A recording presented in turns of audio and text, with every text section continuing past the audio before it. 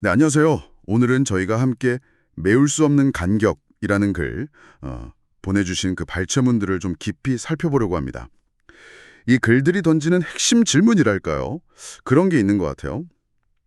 우리가 흔히 느끼는 그 분리감 있잖아요. 어쩌면 그게 그냥 환상 아닐까? 뭐 이런 거요. 그리고 사실은 우리 모두가 하나로 연결되어 있는데 이걸 아는 게 건강이나 질병 치료와 직접 연결되는 건 아닐까? 이런 생각이죠. 네, 맞아요. 마치 우리 사이엔 원래 간격 같은 게 없고 그 간격이 있다고 믿는 그 생각 자체가 문제의 시작이다. 뭐 이런 느낌? 상당히 흥미로운데요. 네, 아주 중요한 지점을 짚어주셨어요. 오늘 우리가 함께 좀 파고들 내용은 바로 이 간격 없음, 다시 말해 하나됨이라는 개념이에요. 이게 그냥 뭐 추상적인 이야기가 아니고요. 우리가 실제로 맺는 관계나 또 몸의 치유 경험에 이게 구체적으로 어떤 의미가 있는지 그걸 같이 보려고 합니다. 아, 네. 첫 구절부터 좀 강렬하게 시작하는데요. 신과 그 아들, 그러니까 이게 우리 본질을 말하는 거겠죠.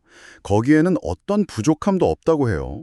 만약에 빈틈, 여기서 말하는 작은 간격 같은 게 있다면 그게 바로 결핍을 의미하고 오직 그 틈 안에서만 우리가 갖지 못한 걸 원하게 된다는 거죠. 그렇죠. 결핍의 공간인 거죠. 네.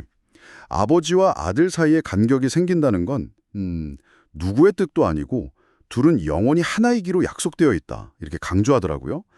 하나님의 약속은 그분 자신에게 하신 약속이며 거짓일 수 없다. 이 말이 참 인상 깊었어요. 네, 정말 그렇죠. 근데 여기서 진짜 흥미로운 건요. 이 간격 없음이라는 게 바로 우리 인간관계 그리고 치유의 핵심이라는 점이에요. 본문에서 보면 형제들, 그러니까 다른 사람들과의 아름다운 관계가 사실은 신성의 일부, 즉 하나님의 일부기 때문에 내 자신의 일부라고 말하거든요. 아, 타인과의 관계가 내 일부다. 네, 이 전체성, 이 연결됨을 부정하는 그 마음 상태가 곧 병되는 것이고 치유는 결국 이 하나됨을 다시 발견하는 데 있다는 거죠. 분리를 바로잡을 수 있는 건 그 반대, 즉 하나됨 외에는 없다는 거예요. 구원의 어떤 충간에서도 중간지대는 없다. 치유는 온전하거나 아니면 아예 없거나 둘 중 하나라는 아주 명확한 선언이죠. 꽤 단호하죠. 와, 정말 타협이 없네요. 그럼 다음 구절에서 말하는 것처럼 선택은 딱 두 가지군요. 당신과 형제 사이에 간격이 있다고 믿든가 아니면 완전히 하나라고 받아들이든가. 네, 중간은 없다는 거죠. 중간은 없다. 양쪽에 이렇게 발을 걸치려는 건 결국 둘 다 진짜로 믿는 건 아니라는 거고 이걸 마치 지푸라기 위에 집을 짓는 것에 비유하잖아요. 네, 그 비유가 참 적절해요. 누가 지푸라기 위에 집을 짓고 그것에 의지할 수 있겠어요? 정말 위태로워 보이죠? 근데 여기서 몸에 대한 시각이 좀 재밌는 것 같아요. 몸 자체는 진리, 그러니까 하나됨에 기반한 게 아니라서 이런 지푸라기 집 같을 수 있지만 어쩌면 오히려 그렇기 때문에 몸이 우리의 진짜 집이 아니라 그 진짜 집으로 가는데 도움이 되는 도구로 볼 수도 있다. 이런 가능성을 열어두는 것 같아요. 맞아요. 몸이 그 자체로 목적이 아니라 어떤 목적을 위해서 쓰이느냐가 중요하다는 거예요. 바로 다음 구절이 그 점을 얘기하는데요. 몸이 치유되는 경우는 몸을 분리나 질병의 증거로 삼는 대신에요. 하나님의 아들, 즉 우리 모두를 치유하는 것을 돕는 데 사용될 때라는 거죠. 이 목적을 위해 몸은 아플 수 없다. 아, 목적이 중요하군요. 네, 이 목적을 선택하는 그 순간 모든 기적이 주어진다고까지 말해요. 중요한 건 그러니까 병의 형태나 뭐 증상이 아니라 몸을 통해서 연결과 치유를 선택할 거냐, 아니면 분리와 아픔을 계속 증명할 거냐 하는 그 근본적인 마음의 방향인 거죠. 그 선택에 따라 몸의 경험도 달라진다는 거고요. 아, 그렇군요. 그러니까 몸 상태라는 게 결국 내면의 선택을 그냥 비춰주는 거울 같은 거네요. 그리고 이어서 우리는 결코 혼자가 아니라는 점을 다시 한번 강조해요. 이 세상 자체가 우리가 혼자 딱 떨어져 존재할 수 있고 내 생각이 다른 사람한테 영향을 안 미친다고 믿는 일종의 꿈과 같다고 설명하죠. 네, 분리라는 꿈이죠. 그렇죠. 혼자 있다는 느낌. 그게 곧 분리되어 있다는 뜻이고 그게 바로 아픔의 근원이다. 또 그 지푸라기 위에 집 비유가 나오는데 겉으로는 뭐 단단해 보여도 기초가 부실하니까 바람 불고 비 오면 그냥 속절없이 무너져서 잊혀질 수밖에 없다.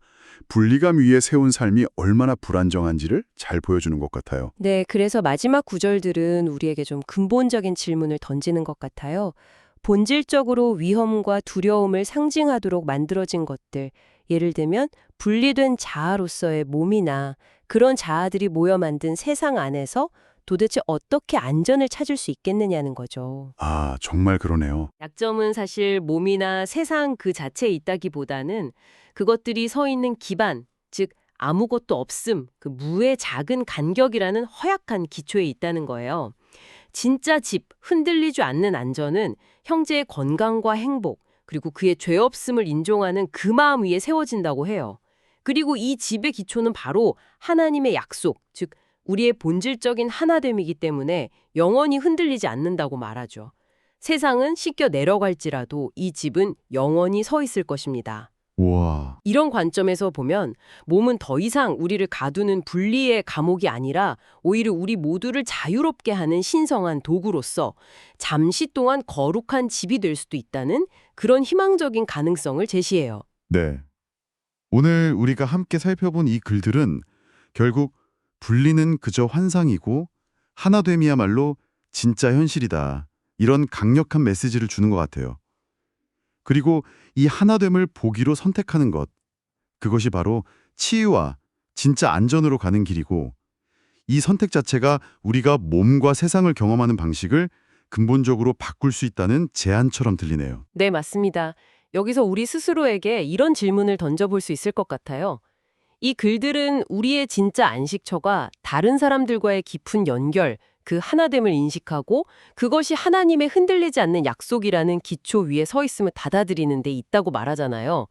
만약 당신이 매일 만나는 사람들과의 관계를요, 그 불안정한 지푸라기 위에서 어떻게든 잠시 안정을 얻으려는 그런 시도가 아니라 이미 존재하는 그 근본적인 안전함, 그 깨지지 않는 연결을 확인하고 더 깊이 느낄 기회로 바라본다면 당신의 하루하루 경험은 어떻게 달라질 수 있을까요? 한번 생각해 볼 만한 질문인 것 같습니다.